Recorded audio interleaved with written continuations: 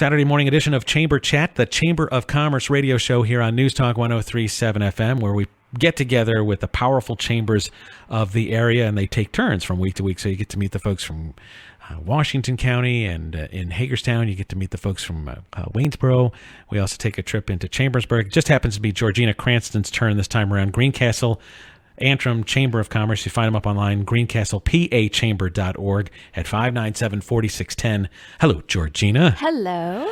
It's a busy week that's in the books. Now we're here to the weekend, and we talk a little bit about, we're going to meet two great businesses that are members of your chamber. Mm-hmm. That's how Chamber Chat works. You get to meet the chamber and the executive director, and you also get to meet some great business owners and kind of learn a little bit about how they do what they do, why they do, and maybe steal some ideas from them. So who are we stealing ideas from this morning? Well, this is a very special guest. They're all very special guests, but I will say that this is Matt Hart from Certsys.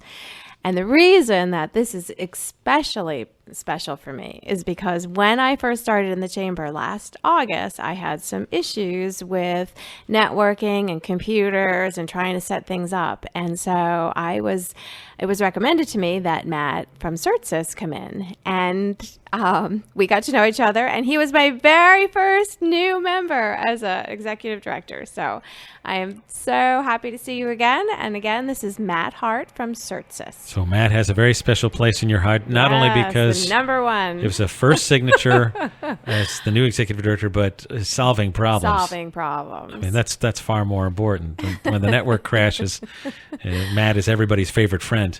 Do you get a lot of, Matt, good morning. Good morning. Thank you. Welcome to the microphones. Do you get a lot of calls from people like your friends? It's like being a doctor, I'd say. You go to a cocktail party, doctor's there, and you say, oh, I got this little thing over here on my shoulder. Can you help me out with that? I mean, you get a lot of calls from people that are just looking for a little bit of your assistance, or they stop bothering you because they know that. Oh, absolutely. I get calls all the time from friends, family. I can go to a family reunion, and I'll have 2 or 3 people come up to me with a laptop. Hey, can you look at this real quick? I know you're not on the clock, but if you could just take a moment. Yeah, that's got to be the worst, right? I know, because you know what? It's never a moment, is it? Like Matt came in to solve a little problem, and it turns out a couple of weeks later, I'm still calling him. Oh, absolutely. Why is that? You know, with the technology the way it is, your company, it's Certsys, Certsys. Yes. Cert. And what is that? What's it stand for? Certified Systems? Essentially, yes. I took the word certified systems and was able to blend them together to create that. And I actually have a trademark on it now.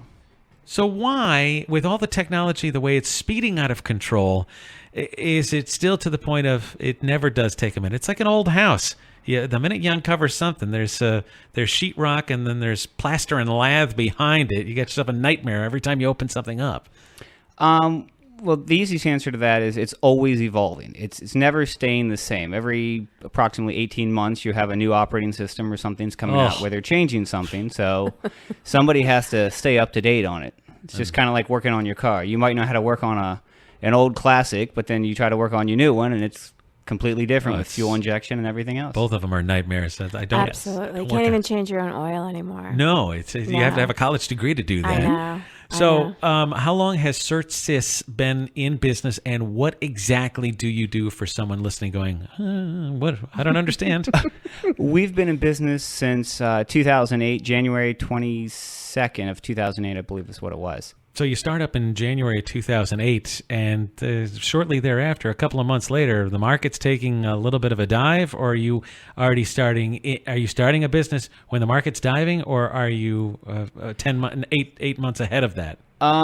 It was mostly starting while I was at the bottom. So I grew it when we were in the recession. And was it an advantage to you because people are, I don't want to say getting rid of, but they're downsizing, and the IT department is there's less people there now. They're subcontracting. It was a slow start, but because we were in the recession, and that's when I started, I wasn't really aware of how bad it was. So it's not like I had a good moment and then I went downhill and then worked my way back up. I started at the bottom and worked my way up from there. I don't mean to, I mean no disrespect, but how old are you? I'm 31. All I'll be right. 32 this year. He looks young, doesn't he? He looks like he's 20-something. Like 21, 22 or something like that. You have the face every woman wants. No one says that about me. She looks so young. Oh, they do too. Listen, we're not getting into the mutual admiration society here, all right? We got business to talk about That's now. right. Straighten up. Now, so you start the business when you're, what, about 22, 23? I believe that was about right, yes. Why? Why did you decide I want to go into that? I want to start my own shop? I've had the knowledge and the experience to do it for a while, and I would keep getting stories from the friends and family that we were talking about where they would call such and such provider or company, and they would have a problem, and they would just walk them through reinstalling their entire computer. They would lose all their pictures, documents, everything that they had on it. Right. And they wouldn't tell them this up front. Right. And I'm sitting here going, I know how to do this and keep all your stuff, and it'll make everything a lot easier. It's going to be cheaper for you. I might as well just do it. Instead of just listening to people talk about a problem, I can solve it. Okay, and you decided on a name early on. What made you decide? Have you had anybody go Certsys? It's a difficult name to pronounce, and I'm not sure it says everything about that. But you know, as a business owner and being so into it at this point, and to the success of your business, hey, it works. People get it. Take me through that decision-making process. It was actually a decent amount of time that I had to invest in, several months before I was able to come up with a business name. I mean, I had to go through and look at all the different names that were copyrighted, and there was trademarks on many different names that I would think of, and it just took a while before I eventually thought of Certified Systems. And I can't use Certified Systems per se because it's a auto body shop out in, I think, like Ohio or something like that. Okay, then. So I ended up combining them together, and that's where I was able to get it from. All right. How's business? It's actually doing really, really well. This 2014 of November, we actually moved up to Chambersburg. We opened our first storefront, and I actually hired my first employee. Now I've got another employee working for me, so we're steadily growing faster than I anticipated. And what you do is you fix problems without having to do the entire reinstall. We do everything. Okay, feed me, Seymour. We'll take care of any of your issues, whether it's just a virus removal all the way up to I do servers and networks, and I've got clients that have multiple locations. I've got a client that has a site here in Greencastle, and they've got another site in New Hampshire. And I would just help set up a site-to-site VPN so that they can share information back and forth between those two locations. Okay, this is a multi-million-dollar industry. Don't get too propeller head on me here. VPN, voice network. Virtual private network. All right, then. And if Hillary Clinton needed your help, you could set up a server in a bathroom. Something like that. But you would not. No. Because that's we've learned our lesson on this one. What makes you better, Matt, than everybody else at what you do? Are you certified? Are you cheaper? Is there long-term experience that nobody has that you have? Give me what He's makes certified. you. It's right there in his name. I got that. I'm teeing it up for the guy. Stick with me here. Yeah, our company is actually the only one within a 100-mile radius that's certified by CompTIA, which is the testing agency for certifying technicians. We actually have two certifications with them. We have the A+, which is like your basic repair and stuff like that, and then we have the Net+, which is network and servers and stuff like that we're certified to take care of. You know what I'm hearing, and I want you to make sure that people understand this. It seems like a lot of people, like plumbers or like contractors, can throw a magnet on the side of the car, and all of a sudden, I'm a contractor. And I'll take plumbers away from that because you got to have some skills to do that. But in your industry, it seems like you can become certified and you can become a repair guy automatically. It doesn't take much, and all they're doing is maybe worming in to a system and connecting someone that can repair their systems. You actually do the repairs. Yes. And there's some less than admirable people that claim to be in your industry. Absolutely. How do we ferret those people out? How do we learn that they're not the ones for us? Unfortunately, there's no real easy way because there's no mandatory testing that they have to take. Okay. Like, it's optional for us to go get these certifications, but anybody can just slap up a sticker and say, "Hey, I'm in business. Come to me." That's it.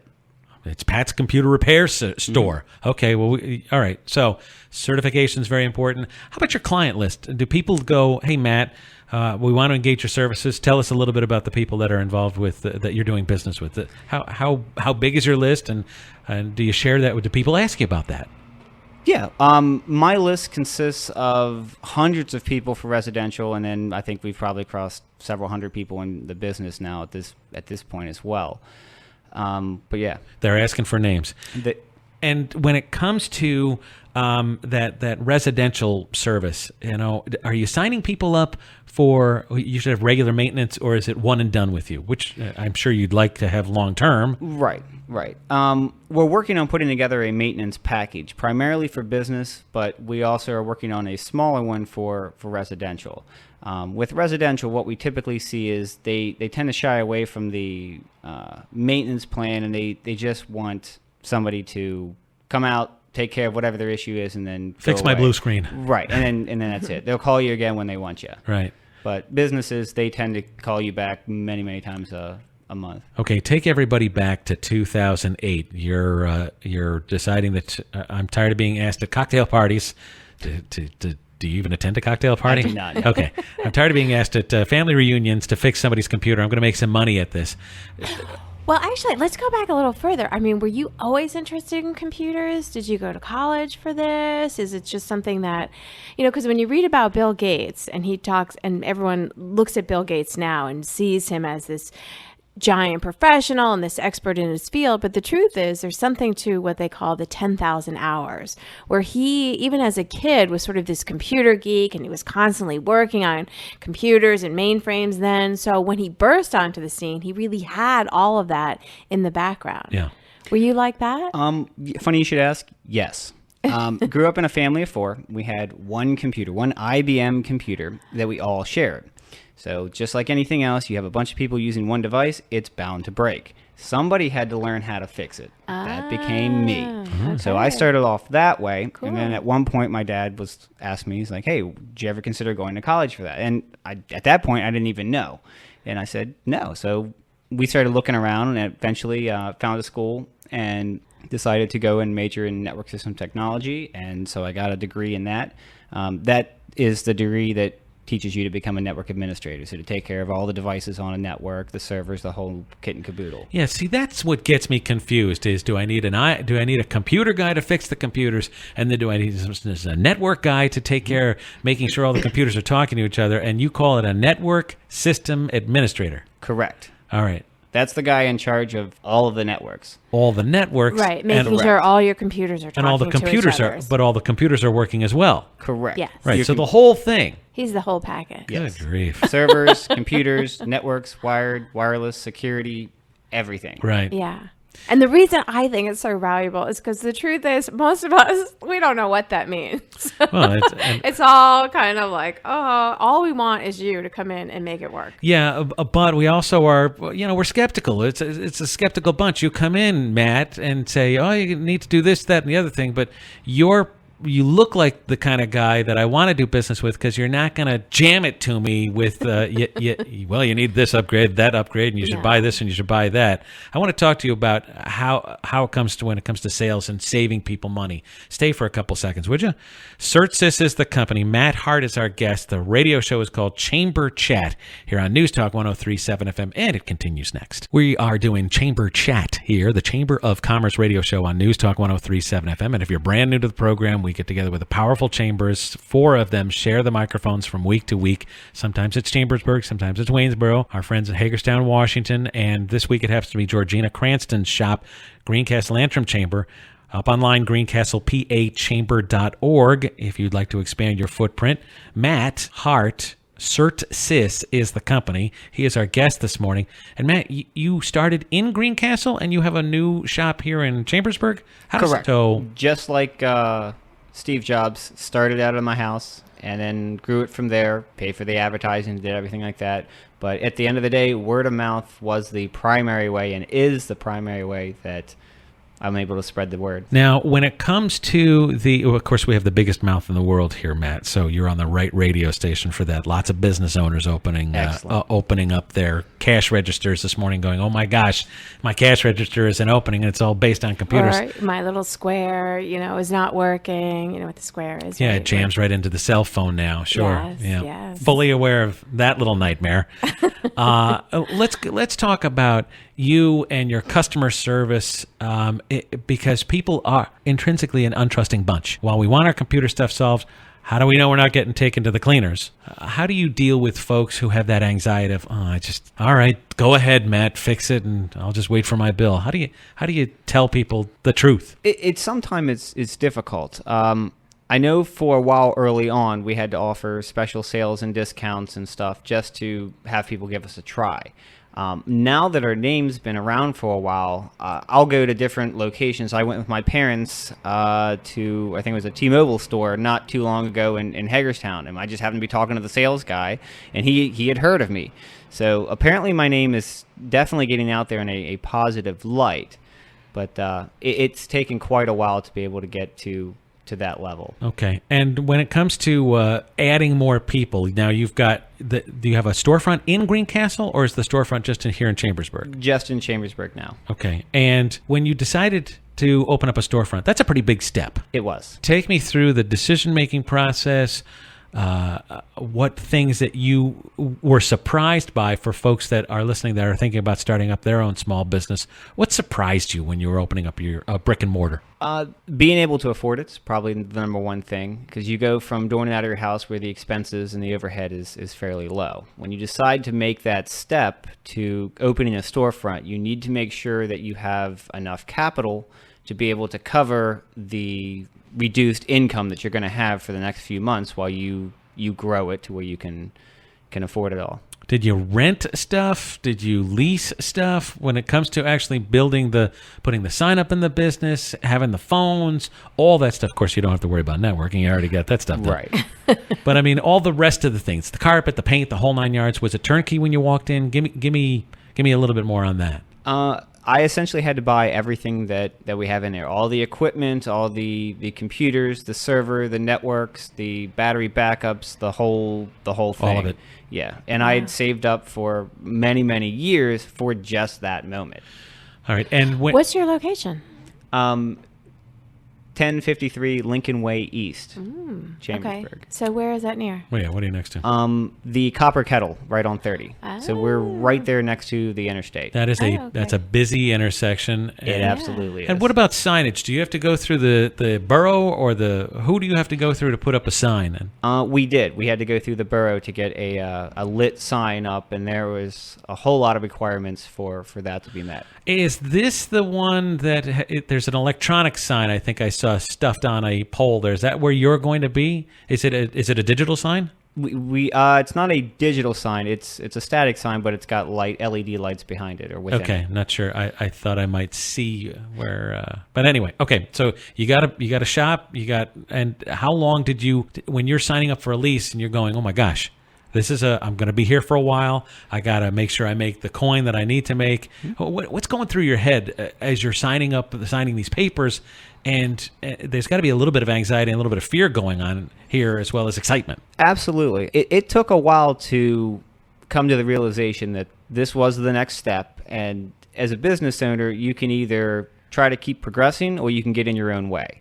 So I eventually had to take that leap of faith and just do it. Throw all your cards on the table and make it work. Anybody that, now you've got to have an inner circle, or I'm taking a guess here that you do have an inner circle of, these are some of my trusted advisors. I have maybe a banker, I have a lawyer, I have an accountant, I have friends and family. Are you running stuff through a filter of friends and business associates to go, these are my plans? Or is it just Matt going, you know what? I got this. A little bit of both. I do have some advisors that I'll talk to you from time to time, but I have a very analytical mind. So when I put my mind to whatever it is, then that's what I'm going to focus on until I know as much as I can possibly retain about it.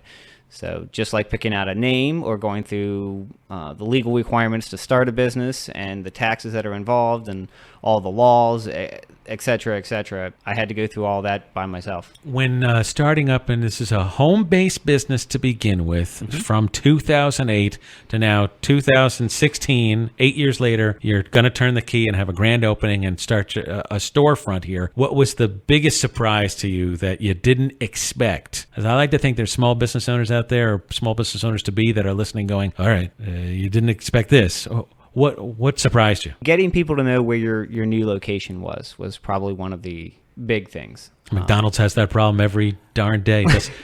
Word of mouth can go as long as they want. It doesn't help them. They still have to be out there every single day. As a computer guy, like when our computers go down, especially in an office, you're still essentially making house calls. And this just happened the other day because I couldn't get my car started. We have a third car. And I didn't want to pay to get a tow to bring it to the car doctor. And I'm like, they should make house calls. You're still in the industry where they're making house calls.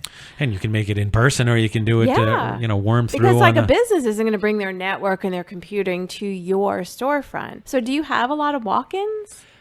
Surprisingly, we get a few walk-ins, but most of it is the same thing you were just talking about, where they'll call up and they say that they've got a computer issue and they want somebody to actually come on site and take care of it. Businesses especially, because like you said, they can't bring in their network and all their computers, so we have to go to them. There's a little legitimacy to having a storefront, even though it's old school in your generation. Right. It still is. It's so interesting because it's old school, like doctors making house calls. That's yesterday. And yet technology is so forward, but your business takes that personalness that was yesterday. And don't you think that's ironic? Do you see what I'm saying? It's ironic and really it's out of time. We're done with time here. I got to say goodbye, and I want to say congratulations to you. Well, thank you. Thanks for having me. And I want to recommend Matt Hart and Certsys. They are amazing and awesome. They really came in and solved our problems. CERTSYS.com up online. Take a break for the news and more Chamber Chat coming up next on Newstalk 103.7 FM.